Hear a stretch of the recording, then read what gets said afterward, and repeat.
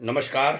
भाग्योदय विचार प्रवाह श्रृंखला की 122वीं कड़ी 122 में आपका स्वागत है।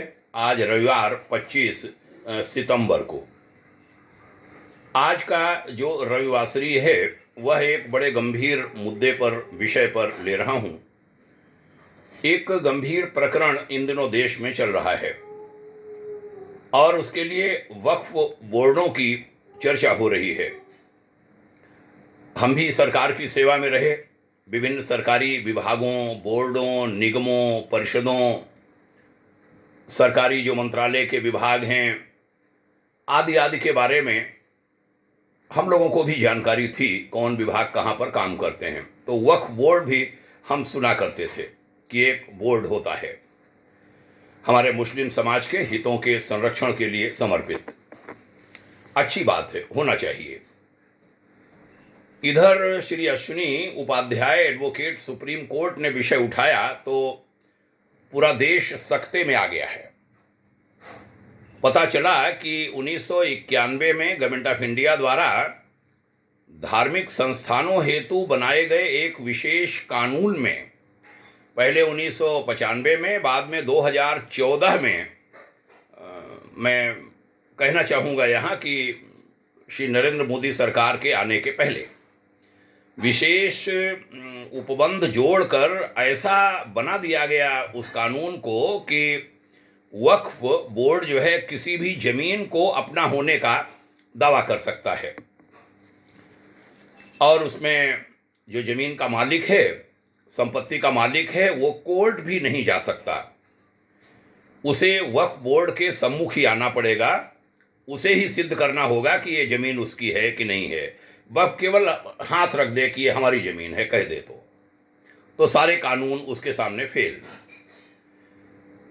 और वहाँ ऑल मेंबर्स मुस्लिम हैं, चाहे वो राजनेता हो, चाहे आईएएस हो, चाहे जज हो, चाहे और कोई हो, सारे सब मुस्लिम हैं। इधर कुछ घटनाएं घट गईं जिसके बाद ये मामला तूल पकड़ रहा है। वक्फ बोर्ड ने तमिलनाडु के 18 गांव अपने बता दिए। किसान अपनी ज़मीन बेचने को गए और बताए भी नहीं, घोषित भी नहीं किया, कागज़ पर ही कर लिया होगा। तो रजिस्ट्रार ऑफिस ने कहा कि तुम तो इस भूमि के मालिक ही नहीं हो, ये तो संपत्ति वक्फ की संपत्ति है। तब ये मामला गरमाया और पूरे देश में चर्चा का विषय बना और बहुत सारी महत्वपूर्ण जगहें, रेलवे की, रक्षा मंत्रालय की, यहाँ तक कि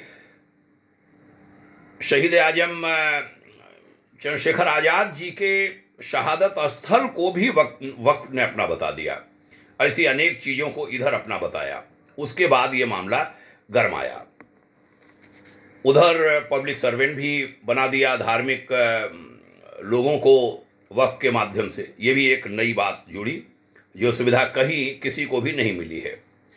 ये विषय बड़ा गंभीर विषय है, इसे सबको जानना चाहिए और इसका अध्ययन करना चाहिए। एडवोकेट्स, कानूनी जानकार आगे आएं और न्यायाधीशगण इसको संज्ञान लें, सरकारें इस पर ध्यान दें, बुद्धिजीवी हमारे सजग हों।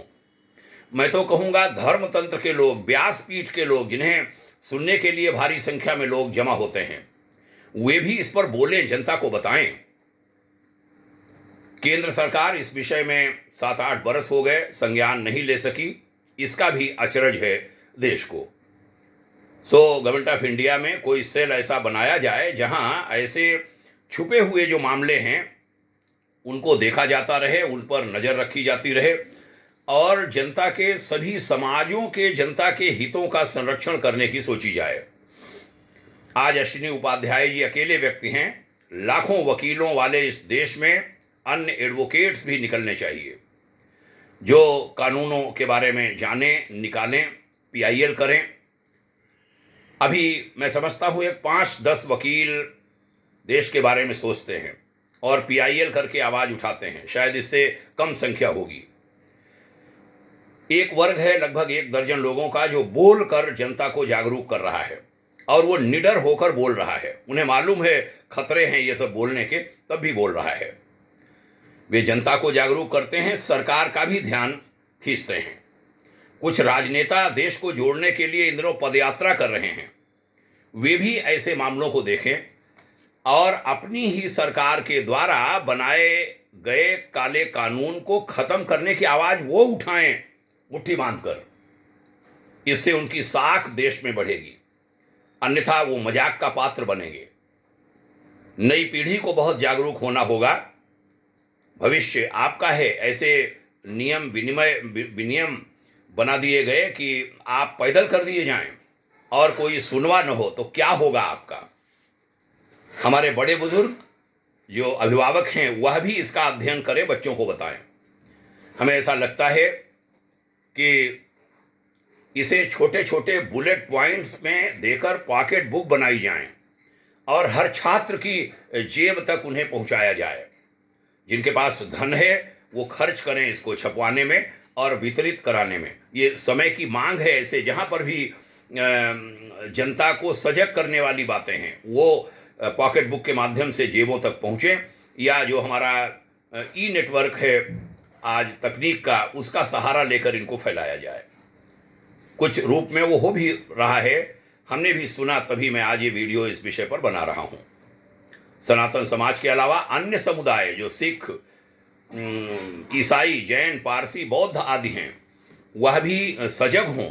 वो इस पर सख्त आवाज़ उठाएं और कहें कि एक समाज, मुस्लिम समाज के हित में ऐसे प्रावधान कैसे बना दिए गए कि किसी की ज़मीन पर भी हाथ रख दें और वो ज़मीन, वो बेचारा कहीं बोल ही नहीं सकता, उन्हीं के सामने जाके गिड़गिड़ाना पड़ेगा। मुस्लिम समाज के समझदार लोग आगे आए, मैं तो ये कहूँगा, और कहें कि किसी समाज को दबाने के लिए या यूं कहूँ समाज या समाजों को दबाने के लिए इस तरह के प्रावधान बनाना पूरी तरह गलत है। हम भारतवासी हैं और भारत के किन्हीं भी भाई बहनों को अंधेरे में रखकर उन पर अन्याय करने वाले कानूनों के प्रावधानों का हम विरोध करते हैं। जब हम सब कहते हैं कि मिलकर रहना है तो उसका परिचय भी दें। तो मैंने सोचा कि आज भाग्योदय विचार प्रवाह श्रृंखला में इस विषय को लूं। ये विषय एक सप्ताह पहले से जब से सुना है तब से मुझे बड़ी पीड़ा है और बड़ी चिंता है। भाग्योदय फाउंडेशन अपने साप्ताहिक इन चर्चाओं के माध्यम से ऐसे विषय लेता है जो ज्वलंत हैं, जिनके बारे में चर्चा की जानी चाहिए। आपने सुना, इसके लिए साधुवाद। उधर दैनिक श्रृंखला हमारी आध्यात्मिक चलती है, जो भी लगभग 625 की संख्या क्रॉस कर चुकी है। धन्यवाद। आप सभी को पुनः प्रणाम। जय हिंद, शुभकामना। ओम शांति।